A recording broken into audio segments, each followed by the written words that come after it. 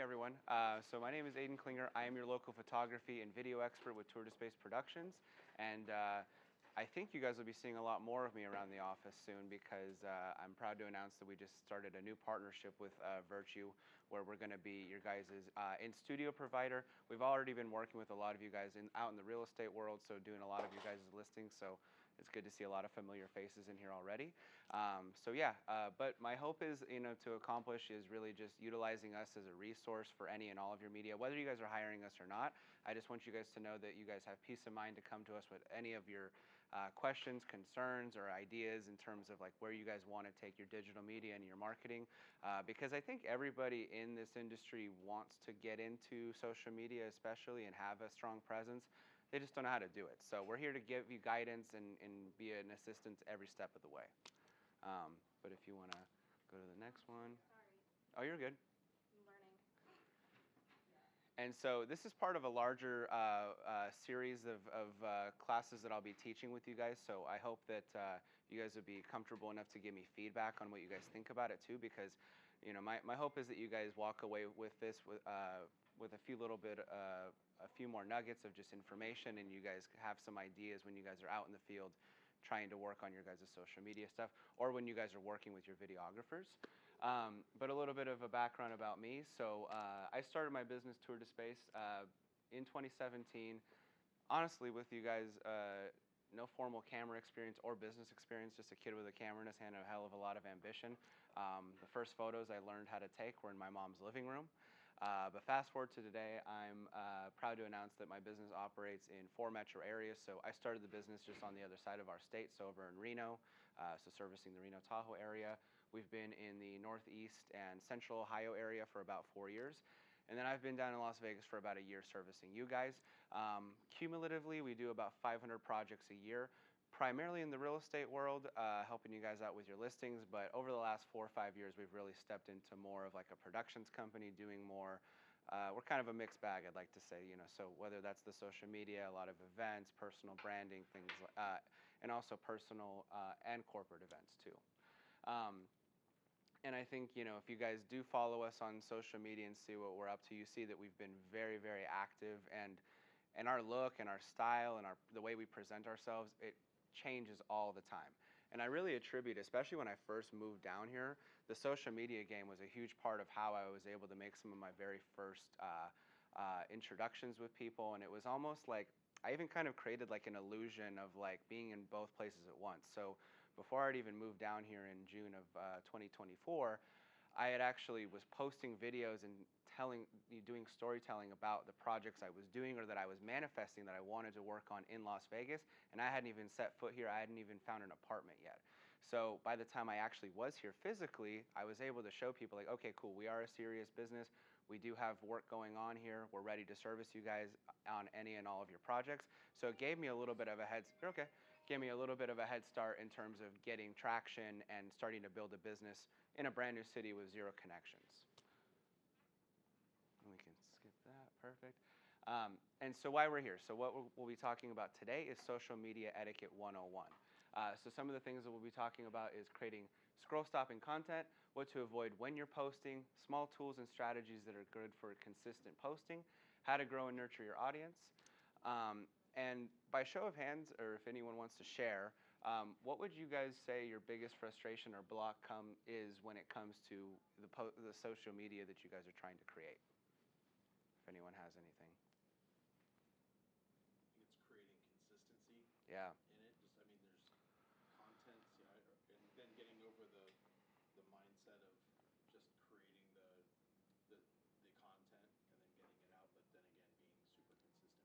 Yeah, I think consistency is probably the recurring theme, especially in our industry, because we're all self-employed, and so it's one of those things where the pendulum shifts so quickly, where it's like all of a sudden your phone's ringing nonstop, and then you go 2-3 weeks without getting a single phone call or text. So you have time sometimes to work on it, and then sometimes you don't. But it's about creating a strategy that's one, it's fun and it gives you skin in the game to do, and something that'll keep you motivated for an extended period of time too. So that's great. Anybody else? Overthinking. Overthinking, for sure. So just getting it out there. Yeah. No, that's a great point too. I think a lot of people, when they're creating social media content, a lot of people think it has to be these really choreographed, curated pieces of content every single time. But I'm excited to show you guys that that doesn't have to be the case. And so why social media matters, just some quick statistics on it. So 77% of realtors are actively using social media in their business. So if you're not on there, even just attempting it, you're falling behind. That's just the numbers right there. Over 90% of home buyers are beginning their home search online, so your first impression often happens before they even meet you. This is something that I talk about very frequently, and not just in real estate, but in any industry. Like, if you guys are out in the world networking with people and introducing yourselves as, hi, I'm Joe the Realtor, or whatever, almost always they're going to want to look into you on social media and figure out who you are. Like, did you blow smoke up that person's butt when you were saying, oh, I'm a luxury real estate specialist, or I do X amount of dollars in sales? Like, people are going to want to find that out. So having that strong presence and having something that reiterates who you are in the physical sense is very, very important. It's almost like a digital resume in a way. Think about it like that. Video content gets 1,200% more shares than text and image posts combined. I mean, I think that this is something that all of you guys are knowing and seeing, is that, the future of our industry, whether it's, promoting your listings or yourselves, you guys getting on camera is an absolute must. And being able to present yourselves as real estate professionals and being able to promote yourselves as somebody who's astute, confident, knowledgeable, all of those things are very important. And the best way to do that is through video, not through your, cheesy Canva posts and copying and pasting the stats from LVR, on the median days on market and stuff like that. I promise you, no one's looking at those things. Your competitors are likely investing in content, and they're showing up, and are they showing up just as strong as you are? That's really something that you want to think about. It's not necessarily a competition, but realize that, there's people who are taking this very, very seriously and spending thousands of dollars in their social media marketing, and that you don't necessarily have to do it. You have to find what works for you. But again, it's just getting in the game and figuring out what's going to work best for you is really what I'm hoping we accomplish today. So some other things to consider, again, addressing one of your concerns is consistency. I think a lot of people, when they approach me for their ambitions about social media, is like, they're like, oh, I have this really cool idea, but it's for one video, right? Or I want to spend all this money into one campaign. And I don't think that that's the answer. I think it's all about that slow drip and doing something that will allow you to stay on track and stay regimented with it over a standard period of time. And again, it can be a balance of that choreographed, scripted stuff, but it can also be a lot of like documenting your journey. I always like to talk about, if any of you guys know who like Gary Vee is. I've been watching Gary Vee stuff since I was taking pictures in my mom's living room. I've been following that guy. And he's always been about that, where it's like, it's documenting your journey, because believe it or not, people want to hear your story and build that personal connection with you, especially when you're an entrepreneur or an intrapreneur. The hooks, that's really, when you're creating videos, it's definitely the most important part, because that's the first impression of your media. So whether it is professional or you put your camera in front of your face and you're talking, it's got to be something of value, and it's got to be something that's going to keep people's attention. We're in an era of power scrollers, and if you're not keeping them with something relevant or important, they're going to just scroll right past you. They're not going to think twice about it either. Personal presence. Again, that's really a recurring theme of this class as well, is the personal presence. Believe it or not, people want to see you guys on camera. People want to hear what you have to say, whether it's you selling a $5 million listing, or you're talking about rates going down, or whatever it might be. That physical presence and building that connection with people, even if it's through a phone screen, it's very, very important. Trending music is something that can make a pretty big difference. I mean, a lot of times, like if you were to scroll through like our company's social media page, we'll do a lot of those little stupid trending videos where it's like, one of my photographers, she's like rolling on the floor with a camera in her hand, and it has like a cheesy caption, and then it's 5 seconds of trending audio. It's a meaningless video, but just because it has that trending audio, it's making it go to the top of the algorithm. So it's catching a lot more people's attention, and to be honest with you guys, maybe it's not going towards that target audience that you're looking for, but at least it's getting more eyeballs on it. So if you're in the strategy of just trying to get more engagement, trending audio can make a big difference. And even if you're not making stupid videos of a girl rolling around on a floor, there is some value to that. So whether that's posting a really nice social media reel of one of your upcoming listings, if you choose that trending audio, chances are and if you get yourself on camera, especially in the first impression of that video, it's going to perform much better.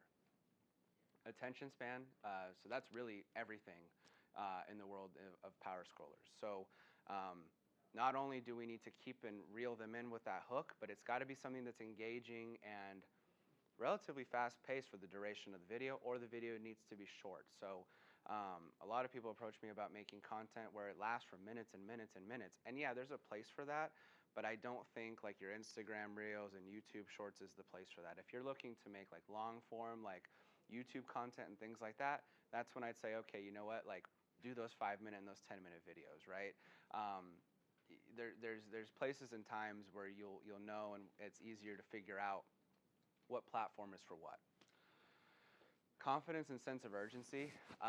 If any of you guys have worked with me on any of your social media projects or your listing videos, you'll hear me. I know Jewel all the time. Like I'll stop you and be like, "You don't sound very sure of yourself. Like, bring out that energy, more confident, because you are who you think you are, right?" And people can see that very, very quickly through the camera. If you're like unsure of yourself and you're kind of dragging butt and your shoulders are down, like people aren't going to want to watch and hear what you have to say, or they just don't believe what you have to say. But if you come in with firm and with confidence, then you got that power walk, chances are you're going to gravitate towards those people much more. And you can go to the next one. So understanding your brand. I think that's really the first important step too when you're trying to figure out like what's going to be your social media strategy. So identifying your niche, like what is that for you guys? It's different for everybody. Is that going to be first-time home buyers? Is it going to be out-of-state people, investors, luxury clients? Maybe you work with a specific ethnicity or demographic because you speak a particular language. All of those things are really important to consider. You don't want to necessarily close yourself off, but especially considering we are all independent contractors and we own our own businesses, we have the power to manifest the kind of clients that we want to attract. And a good way to do that is through being very targeted and specified with the posts and content that you're making. A brand formula that I always like to follow that's very successful is your personality plus your value plus your visuals equals your brand. So if you can really just kind of think about that very simple formula and create content with that intention every time, it'll be a lot easier for you to think about and brainstorm ideas of what you want to talk about or what you want to highlight. Branding basics, so using consistent colors, fonts, voice, logo placement, and to build that recognition. So even this slide that I made for you guys, these aren't my colors, but because I know I'm going to be hanging out with a bunch of virtue agents, I specifically made those colors and those fonts specifically that are in correlation to your guys' brokerage, right? And that's something that should be reflecting in your guys' videos as well. So for example, this is one of my clients, David Yurovchak. He's a loan officer with Guild Mortgage. So you see we've got the blue and we've got the yellow. I think that's blue. It's like a purplish blue, but whatever. So all of the brand and style guide that's in correlation to Guild Mortgage can be found in every single one of his videos. And also, I know that he's very knowledgeable about specific things. He likes to kind of assert himself as like the backup offer guy. He's really got a lot of connections in new construction home builds. So we kind of take all of those things into consideration, and that's what gives you the finished product of having consistent branding when it comes to knowing that who his brokerage is going to be, and then also being able to talk about and ask those specific questions when I'm videoing him about the things that he's the most knowledgeable and comfortable on. Authenticity matters.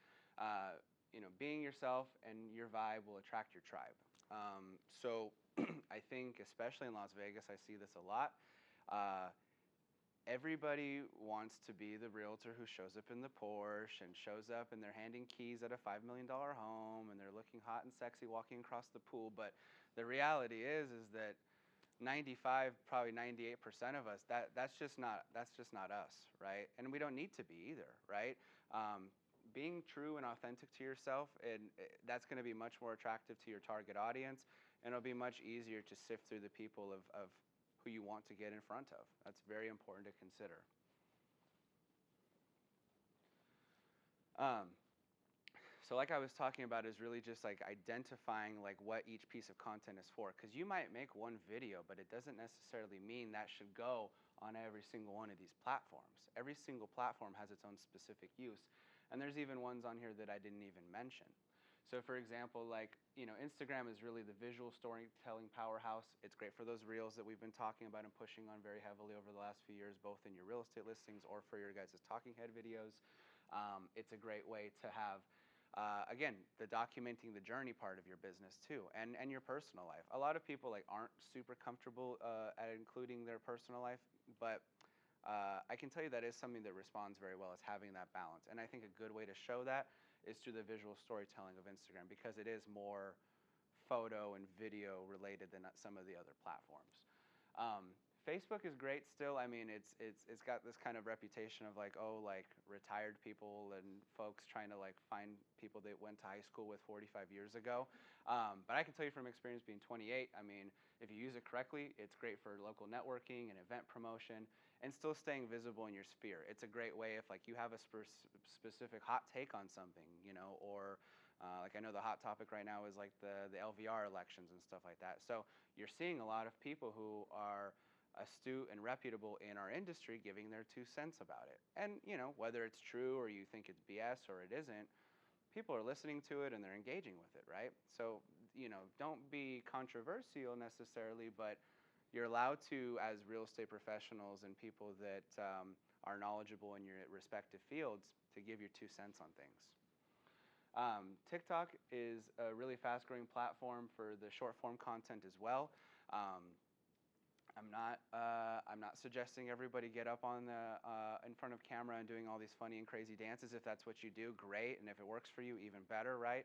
But I think that there's a lot of other ways to do the voiceovers and skits and storytelling through the TikTok, especially if you guys like working with like first-time home buyers, or you guys are trying to reel in more of like the younger crowd.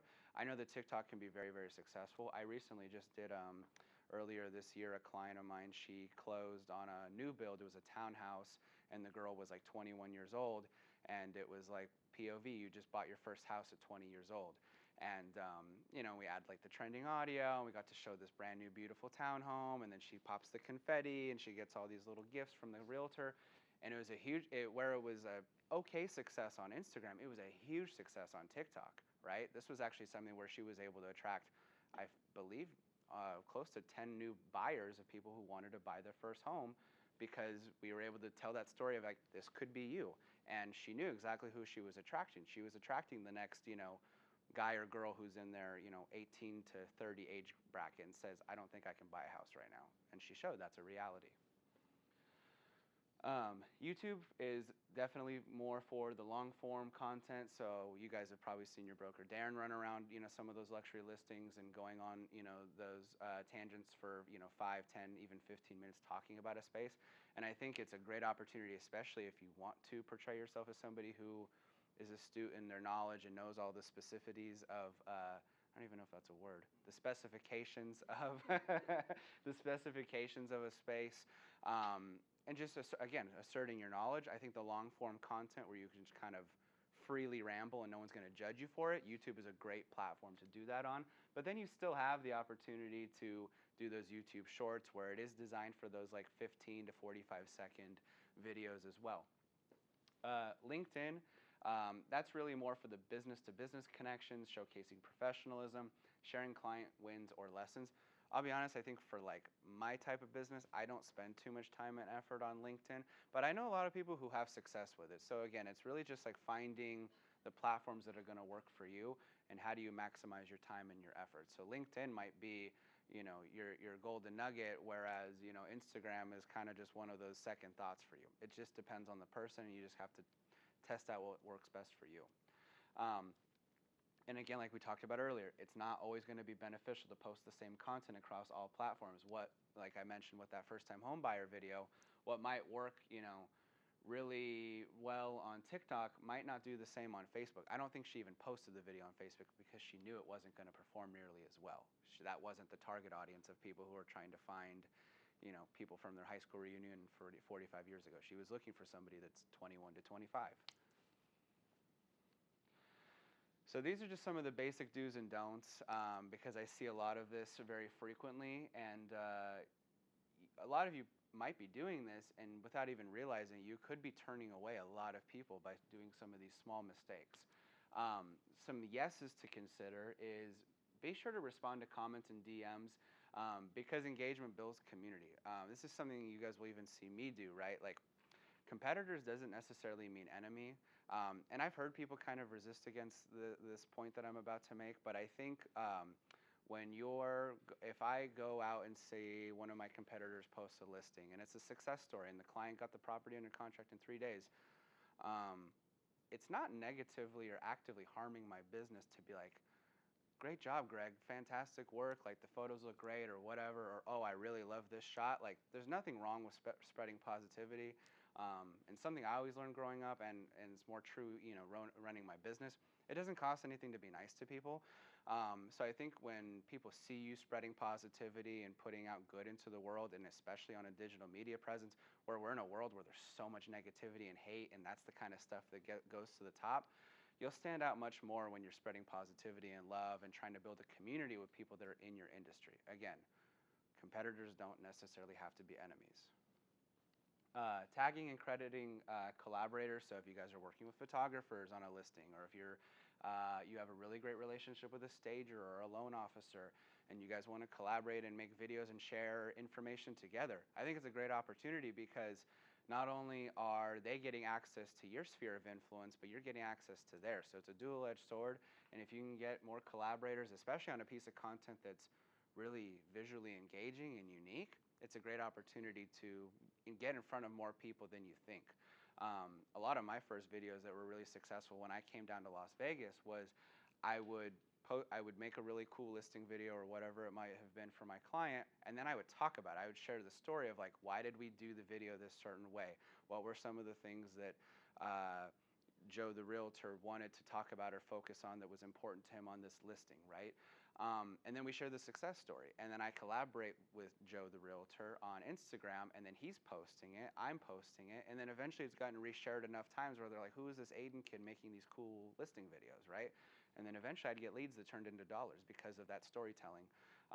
And all of it started was from doing one piece of content that I was going to do regardless of if I talked about it or I didn't. Again, it's documenting your journey. Keep your visuals and captions clean, clear, and typo-free. I know that's one of those kind of like tedious tasks, but it does kind of separate from like amateur to professional. Like, if the captions aren't worth anything if there's just typos all over it, right? So just make sure you kind of proofread those things, because that's one of those small things that can make a really big difference if you take that extra 5 minutes to do so. And again, just make sure if you have a specific brand and font to follow, that it is in uniform with those things. Don't, if your brand colors are dark brown and green, I don't want to see captions with orange. That's just, you're totally deviating from your brand and your intention. And again, being kind and professional in tone online, because it's still real life. Like, you might think, like, being what's that saying? Twitter fingers turn to trigger fingers. Like, you know what I mean? It's again, there's really no value in spreading hate and negativity, whether it's with direct competitors or people in your industry or your friends or your family. There's really just no place for it, and it's a waste of your time and your energy. Everyone has their lives going on, and we've got so much going on in our day-to-day. I recommend you don't take the extra few minutes out of your time to be negative. So, some of the no's, the don'ts. Sharing low quality or dark content. Again, post with intention. Don't just post to post, right? So if you have a great idea, if you have a point that you want to get across, plan it out a little bit. Put a little bit of extra effort into what you're going to say, how you want to say it. Make sure you're in a well-lit room. Don't just, while you're in the bathroom or whatever, and you're multitasking and you're doing whatever, and trying to do all of that at once. Really, like what I always tell people, and I need to practice my own advice, but really, like, set time for it. I'm one of those people who lives and dies by what's on my calendar. So if I put an hour on my Google Calendar and say, I'm making videos today, I'm making videos today. Nothing else is distracting me, and I'm not responding to emails and texts or whatever. Like, that can either happen before or it can happen after. So really just be regimented in it. again, posting just to post. Every piece of content that you make should have some kind of intention, whether it's storytelling, whether it's sharing success, whether it's spreading love and positivity with the people in your sphere of influence or even with your direct competitors. Those are really important things to consider.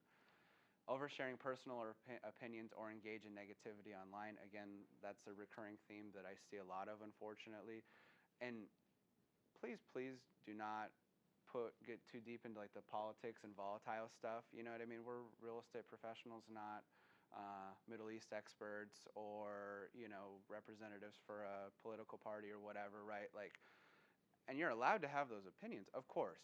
But I think like a lot of people don't realize that like when you pick a side or whatever, you're alienating a whole demographic of people that might have wanted to, you know, do business with you, right? And so just you know, again, keep those things in the back of your head. Just always be professional and always be somebody that, you know, wants to and can work with everybody. You know, it doesn't make sense to me the people who, you know, get really into like the political stuff and then get into these like arguments with people that are also in their industry that they have to, you know, they have to see out in the field and in the future and then do business with hopefully one day. You know, it just doesn't make sense. Forget that everything you don't forget that everything you post is public and permanent. So again, just, you know, if you're going to be negative or be mean to people, like those do have long-lasting effects. It might be something that you did 10 years ago, but it could, you know, then you become hot and relevant and, you know, popular or whatever. You have a presence, and then something like that comes up. It'd be a real shame if you lost all of your momentum over something so avoidable. So to kind of harp on some of the hooks and calls to action. So some of the different examples of different content that a lot of you guys would probably be posting as real estate professionals. So if we're talking about real estate listings, the opening clip should always be the money shot of the home, or it's got to be you on camera. It's really one of the two options. Otherwise, they're just going to keep scrolling. So if it's, you know, if the opening clip of your video about a home is the laundry room, you're not keeping anybody watching that video. And stop saying welcome. Do not add your name or talk about the address for a couple reasons. One, your videographer should be putting your name and your license number on there to begin with. The property address should also be showing up on there too. And it's something you can, of course, you can ramble on and talk about whatever you want to talk about this listing in the description too. But use this as an opportunity to be funny and catchy, make a bold statement with confidence, or creating a sense of urgency, something along the lines of like, this property is here today, but you know, homes like this in this zip code do not last long, so we're going to go check this out right now. Things like that can make a big difference, and again, giving people a little bit of FOMO is very important. Some other, and then calls to action when it comes to that kind of stuff. I always like to push people in the direction of like getting your audience to engage with you. So a big one that's really popular that I see a lot lately is asking people like, what is your favorite part of the home? I know mine was the resort style backyard or the second story loft, whatever that may be. But I'd love to know what your favorite part is in the comments. Let me know, and I'd love to schedule a private tour with you, whatever that may be. Talking head videos. So again, the chances of grabbing your audience attention when they see you and nothing else at the first sight, it's going to be 50% higher than without you in the video, especially when it comes to like friends and family and people in your close inner circle. Again, believe it or not, people do want to hear what you have to say. Your audience is going to retain your message 95% more when they're seeing it on video rather than, you know, writing out some long description or you know, some like cheesy Canva graphic or whatever. Again, it's that face-to-face connection. A lot of times, you know, when I'm doing my talking head videos with my clients, I like to push people towards asking a question or having a funny one-liner. Or again, just things that I'll consider when, you know, I start to build a relationship with them and I've helped them identify their brand. All of those things kind of go into consideration, especially when it comes to the first thing people see and the last thing that they see. Events. So I think, again, it's one of those ideas of like you've got to create FOMO of like there's going to be so much fun and anyone who's somebody's going to be at this event, create that sense of urgency, create the hype. Exclusivity. Even for example, I actually had I'm hosting this class with a title company tomorrow, actually, and that'll be my second time hosting the class. And the mistake that I had made was putting out the address and not having as much sense of urgency about it. And the opposite effect actually happened of what I thought would happen. More people showed up than I thought they would, and a lot of people didn't RSVP. So I had the room overbooked, right? And so I realized, I said, I need to make it like a little bit more of like an exclusive thing. So now in this time around the class that I'm teaching tomorrow, I told people, I said, when you RSVP, I'll send you the address. So that way I know for sure that they're coming, right? So because you don't want to overcompensate or undercompensate for how many people come. In this case, I undercompensated. And again, just make sure that they can have the information easy to find, where they RSVP, all of those things. So finding inspiration for content, again, a lot of people say, I want to make videos, but what am I going to make videos about, right? So here's just a couple of different examples, because I think these are all things that are very easily attainable for just about anybody, regardless of what industry you guys are working in. So one is, everybody in this room has run into those same recurring questions. You guys all get the same questions probably that you hear once a week or once a month, and you know it's on autopilot to answer those questions. You know exactly how you're going to respond, but you know it could be anything and everything, right? Or it might be something that's relevant to your business right now, and you want to talk about it and harp on it. Another great opportunity too is highlighting local gems, restaurants, parks, schools, and businesses. Again, it goes back to that idea of like collaboration and creating a community around you. That's very, very important when you want to grow your sphere of influence. Point number 3 is documenting your journey. Again, showing the process and not just the polished results. You know, you can be open and as vulnerable as you want to be. Maybe don't get like super personal, but you can say, hey, today kicked my ass, but I'll be back tomorrow, right? And again, especially in our like real estate in Las Vegas, there's so much vanity, so it's really hard to like resist against that idea of like, oh, everything has to be this really polished success story of like, look how great and how amazing I am and how much my clients love me. But you can have that vulnerable side too of like, things are tough, things are unpredictable, but I'm resilient. You can have those kinds of things too. And then again, a lot of times I do the same thing. Like when I'm bored, I'm looking through like what other real estate photography and media companies are doing in different cities, and maybe I'll take the idea and make it my own. And then I have different ideas that I can come to the table with my clients here in Vegas and say, hey, like I was thinking maybe we could try something like this, or maybe let's talk about it like this in a certain way. And you never know, especially with what I'm doing, and it's such a moving target. Throwing stuff at the wall and waiting to see what sticks a lot of times, I mean, there's nothing wrong with that. And I think that's how you guys should look at the social media game for your own purposes too, is like, especially if you guys are in the infancy of your, identifying and finding what your brand is, give yourself some grace, be forgiving with yourself in terms of like, okay, I'm going to keep being consistent with this, and I'm just going to find what works for me, right? But a lot of times you can take a lot, ideas that you'll see online and just make it your own. We can go to the next slide when you have a sec. Okay. And then, here's an example of some of what some of the industry leaders are doing. You guys are probably familiar with a couple of these accounts. So for example, like Broke Agent, they always like to post a lot of like memes and funny stuff. Like I've even taken like little ideas from them and hijacked one of theirs before, like, and made it my own. One that I did a couple years ago that was like super funny. It was when the police, they do like those drug busts, and they lay out all of the drugs out on the table, right?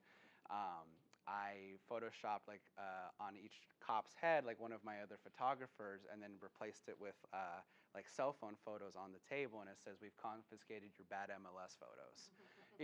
But stupid stuff like that makes a big difference. It makes people laugh. It shows that human side of you. I know full and well that me and my team members were all kind of in our like mid to mid 20s to early 30s. So like they, what I mean? Like they can see that we have fun, and that also like when we come to their appointments, they also know that we're serious and professional as well. It's all about that balance, right? Ryan Serhant, that's somebody I've been following for a very long time, and it's been super cool to watch his business grow the way it has. Because I mean, I think he talks about it too. I don't think he was always this funny, quirky guy. It's really one of those things that he's had to be so regimented and consistent about. And then he learned, he found that system that works for him, and now it's something that he uses to leverage the brokerage that he has now, and he uses it as an opportunity to help his other agents that work underneath his team. So he's got that stuff where he's, it's real like impromptu, like he's in the car like with his driver on the way to his appointments and stuff. He's got his really cool, fun storytelling videos when he's trying to promote and sell a listing. All of it really has that intention. And again, he's always thinking about how does it correlate to his brand. He knows that he's a luxury brand in Manhattan, and so it has to follow a very strict guideline. Taya DeCarlo, I really like her stuff. I believe she's based in Newport Beach, somewhere in Southern California. Either way, I like that she's she kind of has two faces on her social media, and in a good way. Like, she is the person that you would absolutely trust to sell your $10 million beachfront property in Manhattan Beach. But she's also somebody that is very vulnerable about, balancing motherhood and how she goes through burnout, and where, her mental health is kind of like shifted and things like that. And that was kind of a point that I talked about earlier, where it's like resilience is something that, people love an underdog story. So it doesn't always have to be these like, look how great and amazing I am and how cool I am. Like, having that balance, and I think she does a really good job at juggling those two, both personal and business. And biggest takeaway is just that authenticity, clarity, and consistency will create that influence, even if you are going through those trials and errors of trying to find what works for you. You don't need millions of followers, you need the right audience. And to just kind of harp on that just a little bit more, everyone thinks it's all about likes, and everyone thinks it's all about views. It's not true, right? If you're making content that's very specified towards your target audience, you know what the intention is and what you're trying to accomplish out of that content, and you've got 50 likes for people that might be potential clients or people that are already in your sphere or people that are your biggest supporters, that's much more meaningful and impactful compared to 500 likes of like random bot accounts and people that are in God knows what country that you're never going to interact with or you're never going to get business from, right? If you're making something with intention and something that's true and authentic to you, regardless of how many likes it gets, that's going to be much more better longevity-wise for your business and your brand. And then if you play the little video, so this is just an example of like how you can have fun with it. This is, you guys will get a kick out of this, but just to kind of give you an idea of like, there's no ceiling to the creativity of what you can and can't do about it, really. On Saturday, my calendar is pretty gray. I asked my team to help me place. They said they all had plans with their families. I'm hosting it offline, all by my lonesome. No one is showing up. Well, then I guess I'm come to my offer. Open 11 to 1.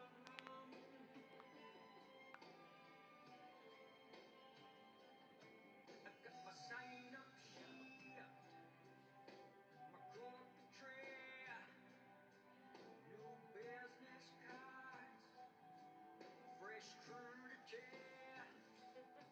I open Instagram to post a funny meme, but to my surprise, I see my team, they're drinking without me.